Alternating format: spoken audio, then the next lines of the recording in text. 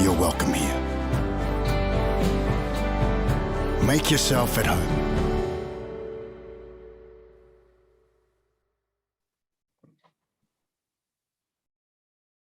Hey, good morning, or should I say good evening? It's good morning for me. My name is Scott Matheson, and I'm live in Auckland, New Zealand. It's 7 a.m. our time, so nice and early. But for most of you, and literally hundreds of people on here today, welcome. It's mostly good evening or good afternoon to you guys. So we're here today for 40 minutes to try and give you as a succinct update on New Zealand and how you can migrate to New Zealand. I have two amazing panelists, really experienced panelists on today, both licensed immigration advisors from New Zealand, who basically have helped thousands of people move to New Zealand. So without any further ado, I'll introduce you to Zinni Cheng, who's also in Auckland. Zinni, if you could introduce yourself, please. Thanks, Scott. Hi, everyone. My name is Zinni. I am a licensed immigration advisor. Like most of our team members here, I am a migrant myself. I came to New Zealand with my family almost exactly 20 years ago. Went to school here and then spent most of my life here. I think life in New Zealand is wonderful. You get a balance of work. There's wonderful food. It's a very multicultural society. And also all the nature surrounding you that's very, very accessible. So hopefully we get to give you a bit of insight of how you can make the move yourself. So welcome. Thank you, Zinni. And all the way over in the UK and your evening time, GMT time, Paul Goddard.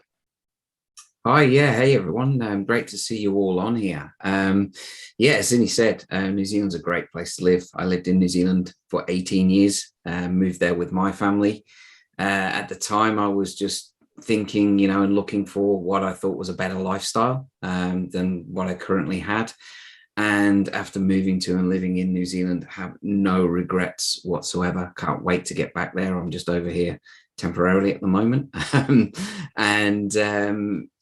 If you are looking for that work-life balance, you're in the right spot. We're going to show you how to actually make this happen today. Thank you, Paul. And my name is Scott Matheson. I'm the founder of Working In. We've literally been doing this for over 20 years now. We're very passionate about it. I met Paul, back in 2003 or sometime around that time. So we've been in the industry a long time, helping people move down here. And really our aim here is to give you a starting point, because a lot of people don't know where to start. Like anything, I think in life is, how do you start? Where do you start? And then a real simple plan. And behind all that is you don't really want it to cost you too much, especially initially. You want to make sure you can move. You want to understand your pathway. So we're sort of today, that's what we're going to sort of focus on, which is the first step. So some of you might be further down the road, but there's so many different people, there's so many different life circumstances on this webinar. We can't cater for everybody. So we've got a very broad plan that we've sort of finessed over the years. And we think it really helps people just get going and define a pathway and give you some clarity and simplicity and assurity and confidence. So this is what today is all about. If you go further, then you'll have discussions with Zinni and Paul, and it will become more bespoke for you. As a team, we're a small team, but we're a large team. So we're a large team by New Zealand standards. This is our immigration team. So the way I view it is that we're small enough to care, but also large enough to sort of manage anything, really. There's a considerable amount of experience in that team. As a business, we're about 70 staff. We've got a relocation team and an employment team as well. And just finally, we have Daryl, who's also a licensed immigration advisor on chat. So if you do want questions answered, put them into the chat. We'll do our best to answer. If we can't answer today, we'll answer later. Okay. So that's us. Now, quickly for an overview, I'm not going to do a lot of talking because I've got two highly intelligent and experienced people on the panel. But just a quick overview, as I discussed. So where do you start? how can you make the move? How do you make the move? And a little bit of chat later, hopefully, if we get some time. So we've only got 40 minutes. That's not a lot of time when we're talking about, what is one of the biggest, I guess, moves or biggest things that people do in their lives. Migration can be one of the most stressful things. However, if you do make it here, I'm not suggesting that this is everybody's daily commute, but these are some photos from Petra. She's one of our licensed immigration advisors, and they live on the North Shore in Auckland. And these are photos of her husband, who took his paddleboard to work. Now, we don't all travel to work that way in Auckland, but when you talk about life balance, I think New Zealand has the 7th largest coastline in the world. There's a lot of sea, there's a lot of forest, there's a lot of mountain, there's a lot of space. 5 million people in a country that's bigger than the UK. So I think that is part of the attraction. Okay, so what's happening in New Zealand now? I'm just going to give you an overview, and then I'm going to ask these guys some questions. So it's been really interesting with COVID because the borders have been shut. Okay, and when the borders got shut, people left, and we couldn't bring people in. And New Zealand has always been reliant on migration. So there's massive opportunities for work. There's low unemployment, the lowest on record, 3.3%. But having said that, there's a lot of competition. Everybody seems to be wanting to move to New Zealand now. This webinar, record numbers, and there are some real barriers to overcome. Paul's going to talk you through that and how to avoid making costly mistakes, and how to approach this the right way.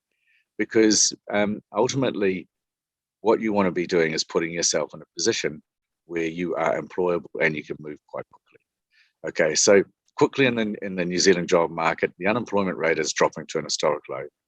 There's massive skills shortages, and more employers are looking offshore. Okay, and the key to migrating into New Zealand is you need a job offer. So the problem is, though, as Paul's about to explain, is how do you get a job offer when you don't have a visa, and how do you get a visa if you don't have a job offer? We call it the catch-22, and it is a catch-22, and neither yourselves or employers really have got their head around this conundrum. So, Paul, can I just invite you to talk about this perplexing issue? Absolutely. I think that the main thing with what we call the catch-22, this situation of you need a job offer, but you can't get a job offer because you haven't got a visa, and you can't get a visa because you haven't got a job offer. It's important to understand what it is and why it exists. And it's easy to understand if you put yourself in the employer's shoes. So if I'm an employer in New Zealand and you send me your CV, what will happen, and we know this because we sit with employers all the time and we see them do it. What will happen is I will look at your CV and I'll say, you know what, this person looks great. If they were in New Zealand right now and they had a visa, I would probably give them a job. But the reality is they're not in New Zealand right now. And as an employer, I don't know if they're going to get to New Zealand. I don't know when they're going to get to New Zealand. I don't know how they're going to get to New Zealand. I don't know what I need to do to help them get to New Zealand. I don't know if they're going to stay when they get here. There's an endless list of reasons for the employer not to engage with you. And that's the problem. Your CV doesn't tell the employer everything they need to know. And it's only by working with people like us that we can change that situation and get you around the catch-22. Okay, it's really interesting. There's a lot of people with a lot of skills on this this website, Paul. On this chat, should I say? Zinni, Paul's just talked about the job, but from a technical perspective, what actually happens? You get your job offer in 3 or 4 days' time. New Zealand is introducing the biggest changes in immigration history, really, well, at least in the last 30 years. Can you just explain that? Because I think it's time where we go, right, there's a point in time now where we're moving into the new system. What does that mean? What are the things that these people on this chat should be looking out for? Yeah, so this change has been proposed by the government, I think more than 3-4 years ago. So it's definitely not new. It's not brought about by COVID.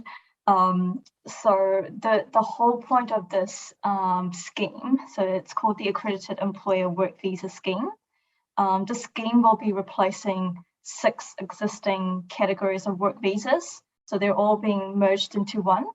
And the point really is putting more emphasis on the employer.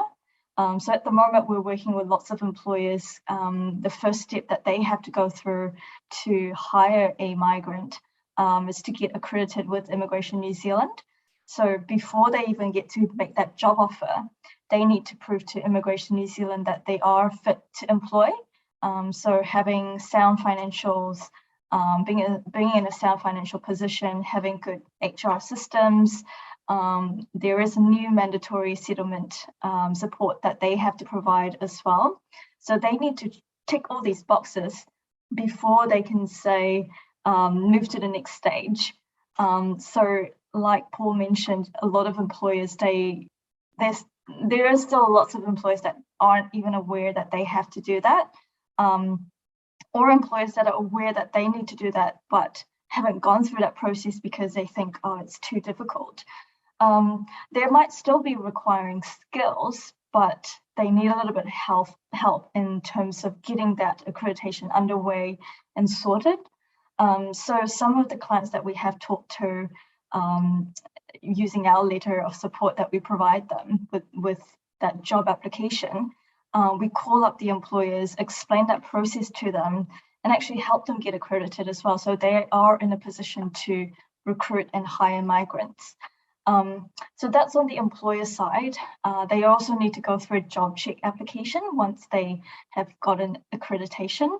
So the job check is specifically on the role, the occupation. They have to do labour market testing. There's very specific requirements. So it is a process that the employee has to go through before you as the applicant can even submit an application for that work visa. So I think with this new system, there is a lot of details to be mindful of, because not only you have to be concerned about, can you get a job? Do you have the skills to match that job requirement?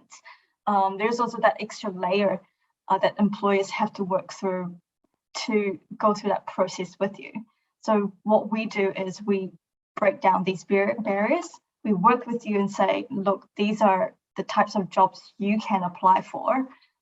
This is the work visa requirements for your specific skill.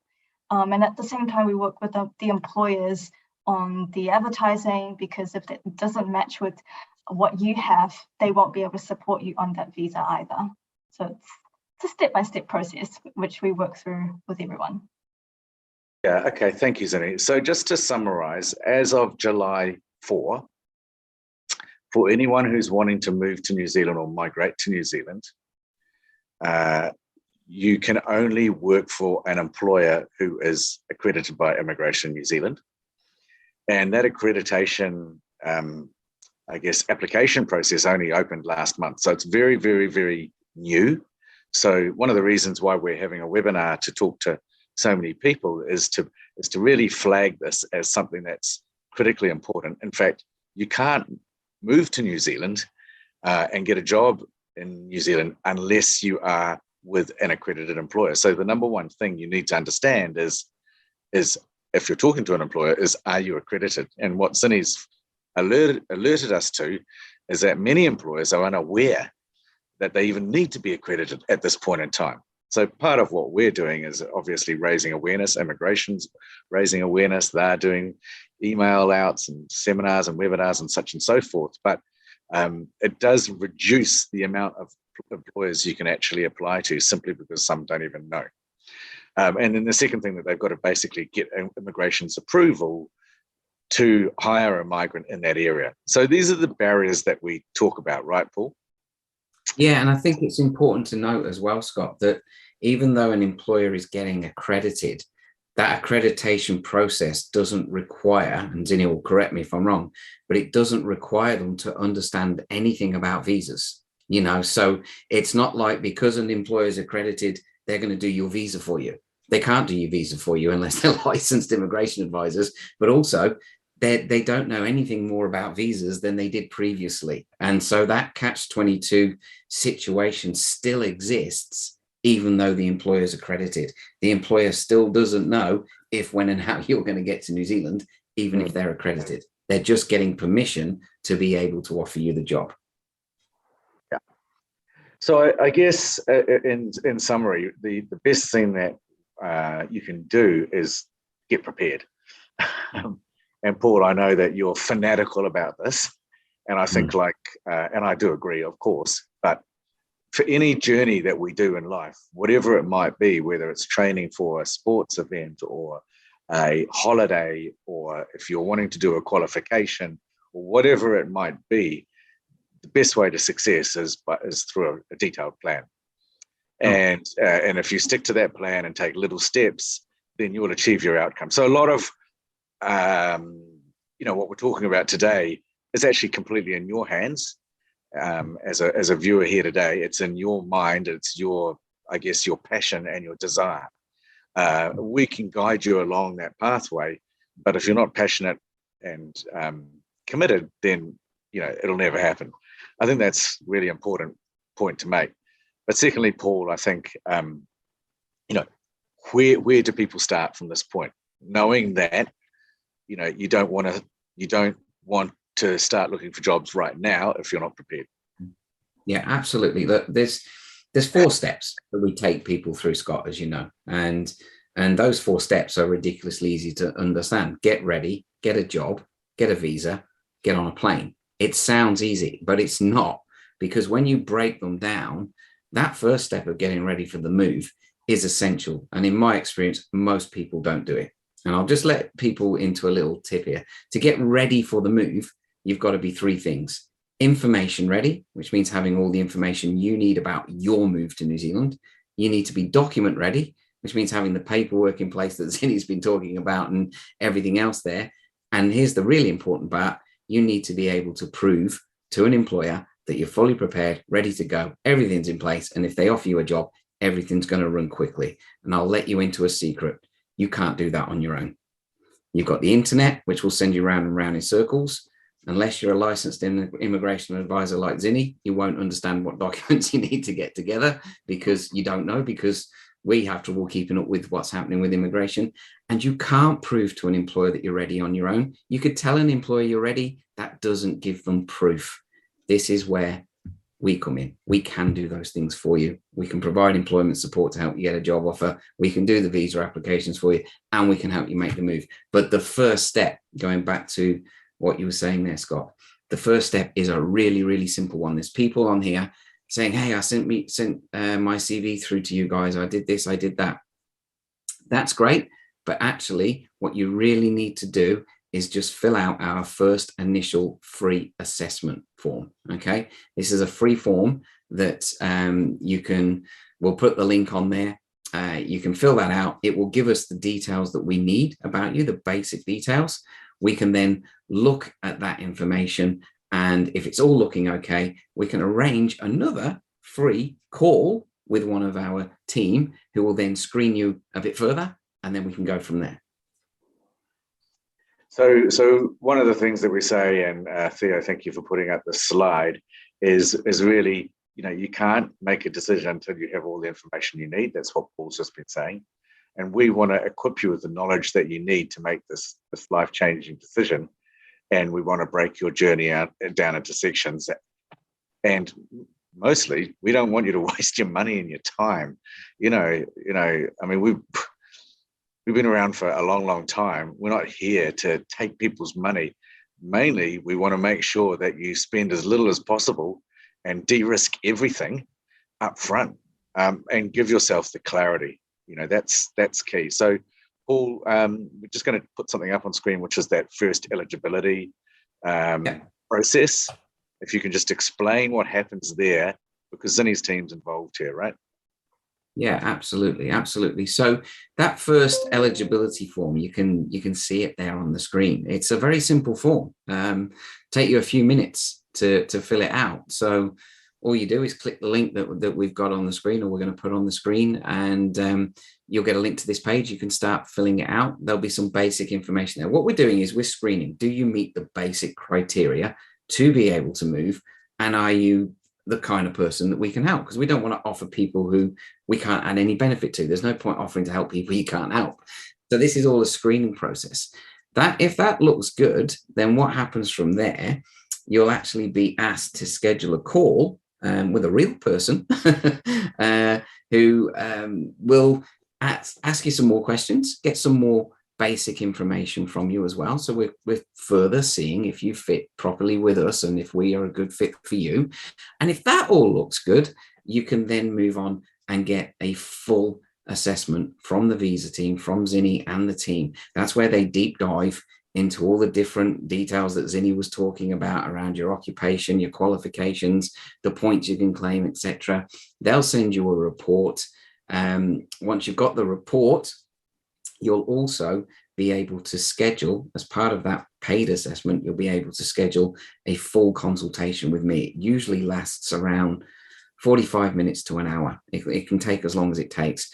And the aim of that call is for me to give you all the answers to all of your questions, plus show you a clear way forward. Because it's only when you've got all the answers to all of the questions you've got about your move and you've got a clear way forward to follow that you're then in a position to make decisions. Do you have us help you? Do you go off and do it on your own? Do you move to America instead? Whatever you want to do, you can't make those decisions until you've got the answers and a clear way forward. And in the same way that an employer can't move forward with you unless they've got a clear way forward as well. We're all about clarity. In all this noise and confusion, giving you clarity is what you get. So initial step is a free online form to fill out. Second step is a free call as well. And then the third step, if everything else looks good, is a fully paid assessment from the visa team that includes a consultation with me. Okay. And then, so that was very clear. The first step is free. That's good. And then a consultation with you or Monique or somebody. And then the second stage is where you actually pay a relatively small amount of money. I think it's, can you just under $300 New Zealand dollars. So on the scale of what you're going to spend making the move, it's a tiny amount, but it's really, really important. The amount of people who are sitting in New Zealand right now, who we've helped move over the years, would not be in New Zealand if they hadn't done that assessment with us. How big is that report, Zinni? Because your team's very involved in putting that together. Yeah, it is quite a detailed report. So you get a fully tailored one to yourself. It's not just a template. We have licensed immigration advisors looking at your information on the form that you filled in and also looking at your CV. We take into all of that account your age. I saw some questions about age limits. Most work visa applications do not have an age limit, but for residency there is. It's 55. And then we look at your occupation, like Paul mentioned, because different occupations have different levels of requirements, which immigration assesses. So some occupations require only 3 years, some occupations require 5 years, some you have to have registration, for example, registered nurses. So we put all of that into the report, so you kind of have a map of how you can move forward. And on that basis, plan your next steps. So even like your family members, your partner might be the one that's end up being the principal applicant rather than yourself. So we assess all situations, including your children, whether they can undertake school here. There is an age limit for children. What is that limit, Zinni? Just so everyone knows. Secondary age, so up till age of 19 years old for temporary applications, but for residency it's older, 24. So yeah. So for people in that in-between age, you can still come to New Zealand on like a visitor visa, or you want to undertake international studies. So that's possible. So we give you all of those options based on the information that you provide us. Yeah, and that's your clarity. And look, once you've got that report and you've had an hour with Paul, then you've got everything you need to know and what you want to do. And you can sit on that for a year, you can act straight away, or you can start moving. I mean, I think, look, a really good example, Zinni, is someone said, look, on the chat, I'm a data scientist. Is my job skill on any list desired by INZ? I can't find data scientist or data analyst on any job code list. Does anyone know what I would be classified as? I mean, that would be quite a good example as someone who would benefit from a report, Yeah. because there's a lot of things going on there, right? Yeah, so not all roles are on the list. Also, the list that immigration uses is a little bit dated, if I can say so. So if your role, the exact title is not on the list, we find one that matches it the most closely. And from there, it potentially could be on the new green list. So the green list is under the new policy, similar to the previous long-term skill shortage list. And it gives people that fall onto that green list a pathway to residence under potentially a fast track pathway or a new work to residence, which you can apply for after 2 years. But those are the sorts of things that we take into account, and we say, yeah, your role is on the green list. You should apply for this specific role. And then once you get onto this visa, you have a pathway. Or alternatively, if your role is not on that green list, you can still claim this number of points under another residence category, which is the skilled migrant category. Or if you fall short of that, we give you advice of how to obtain further points.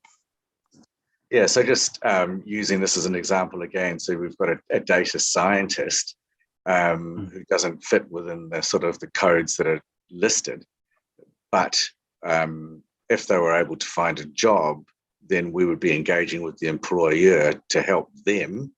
And I think this is what we're talking about, reducing barriers, because more often than not, I mean, the employer of a data scientist would most likely not be aware of what they needed to do in order to ensure that this person meets the criteria.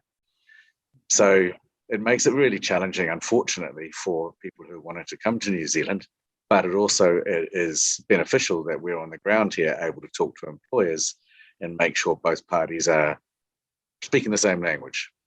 Yeah, 100%. And in some cases, it depends on your wage. So how much the employer offers you, that could also give you a pathway to residence. And in a lot of cases, when we talk to the employers, they are quite happy to, if you're just falling short of that income threshold, they are quite happy to increase it once they fully understand, what does it mean to you, what does it mean to them. So definitely we have talked to lots of employers who have assisted with that potential employee to make that move. Yeah. Yes, I mean, that's true. And I think one thing that we've also noticed is that once employers do understand this and are engaged, then sometimes, and I'm saying this, there's a big caveat here, but employers are increasingly offering relocation support that we've seen in specific areas, just depending on your role. So if you do this correctly and present yourself in the best possible light and as well organized as well, then there is that opportunity. But, that's obviously no guarantee. But we are seeing it quite a bit, aren't we, Paul? No, absolutely. Like you say, there's a little bit of an emphasis now on accreditation. The employer's got to look after you. Accreditation is there to protect you. Is it a good employer with the right salary, etc.? And there is massive competition for skilled people all around the world right now. Yeah. We've had a pandemic. Everything's changed. Everything's changing. We're getting updates from immigration on an almost daily basis. If you're trying to make sense of that on your own, you are going to spin round and round in circles. You cannot just use the internet to move forward. You cannot just fire CVs to employers to get a job offer. The success rate doing it that way is tiny. It's less than 2% of people succeed doing it that way. You've got to have the answers to your questions. You've got to have a clear way forward. If we could sit in a room with everyone on this webinar tonight and sit them all down in front of us, within 30 minutes, you would get a lot more clarity than you're going to get on 300 hours on the internet, and that's the reality. If you're serious, do something to make it happen, but minimize the risks. Paul, I mean, obviously one of the big things is employment. Even though we're called Working In, we're not a recruitment agency, but we do offer a lot of support in that area and a lot of guidance. Can you just sort of tell everybody what we can do and what we can't do? Absolutely. We're very much about trying to help. Yeah. Employment support is massive because the job offer is the key that gets you into New Zealand. As you've said, it's not our role to go and get you a job. You sit back, do nothing, and a job lands in your lap. That's not the real world. That would be nice, but for most people, that's not the real world. Our job with employment support is to give you the tools that you need to best interact with the employer. So to put you in a position that's ahead of all these other people who are just randomly firing off CVs, and also to remove the risks and barriers that stop the employer engaging with you. And we've got multiple ways that we do this, from a letter of support, tapping into the hidden job market, working with recruitment agencies. If you're taking a trip to New Zealand, using that as a way to turn you into a job offer. And the aim really with employment support is any interaction you're having with an employer or a recruiter, the aim is that we're also interacting with them to make sure that they know that all they need to do is offer you a job. And if they offer you a job, we're there to make sure the process works quickly and smoothly. It's all about removing barriers and risks for you and the employer, because it's only when you do that that you can actually get together and job offers can happen. Thank you. Look, and we also do other stuff and other webinars. So if there's any early childhood education teachers on here now, or primary school teachers, we're having a specific webinar specifically about that with an employer, with one of New Zealand's largest employers in the early childhood space. That's coming up in July. We can send out a link. But if you or anyone you know is an early childhood education teacher, then that's something that we do. So we're always rolling with different things that can help connect you. We've got a nursing and midwifery webinar coming up. We've got a GP webinar coming up. So just keep in contact with us, and as things become relevant to you, then reach out and talk. And also keep on with this chat. I can see somebody saying, I've got EWRB as an electrician. What's the way forward? Talk to us now. That's really important. And yeah, so I think the main point we're saying is that everybody is so different. You've all got your own life. You've all got your own aspirations. You've got your own qualifications, skill set, desires to move, different places to move, South Island, North Island, Auckland, Dunedin, Coast, Central, whatever it is, children, no children. It's impossible to cover all this off in one webinar. So please reach out, complete that free assessment form as the first start, no risk.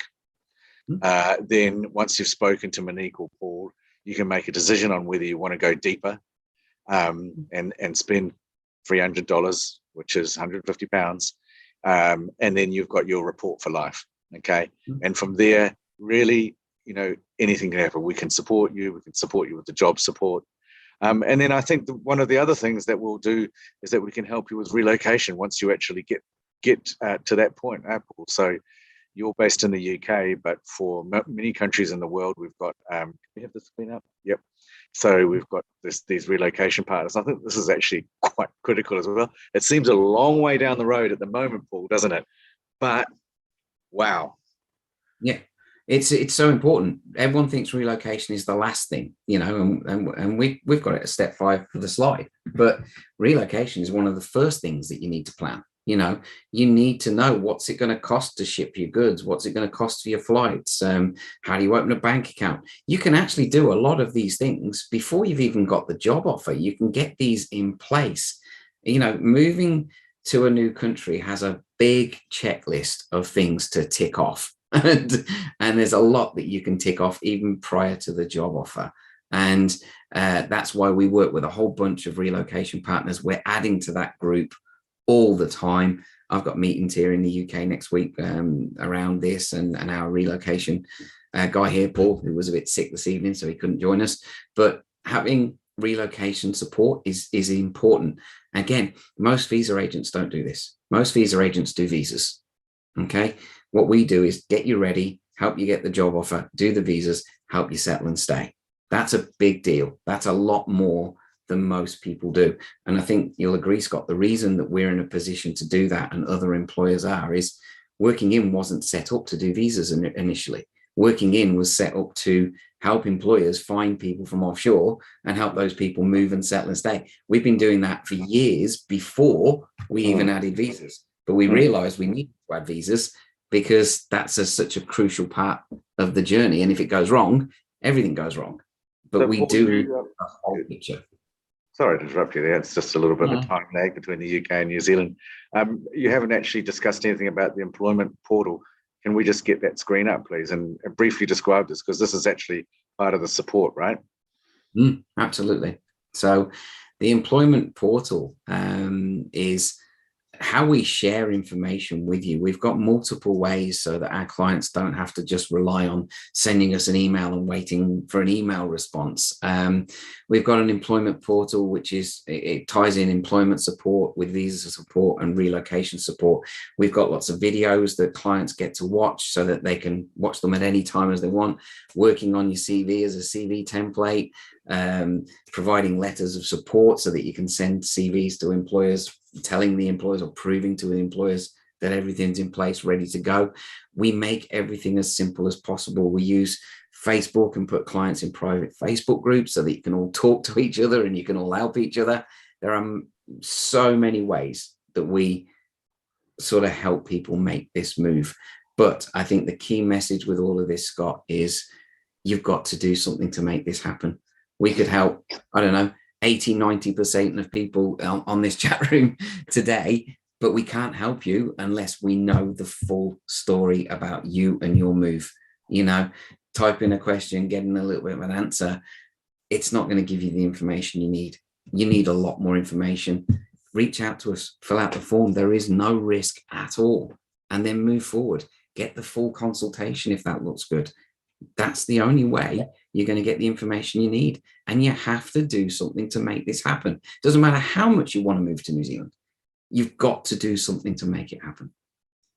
Paul, you're very what's the word? Encouraging. And but you're absolutely right. And you've done this for so long.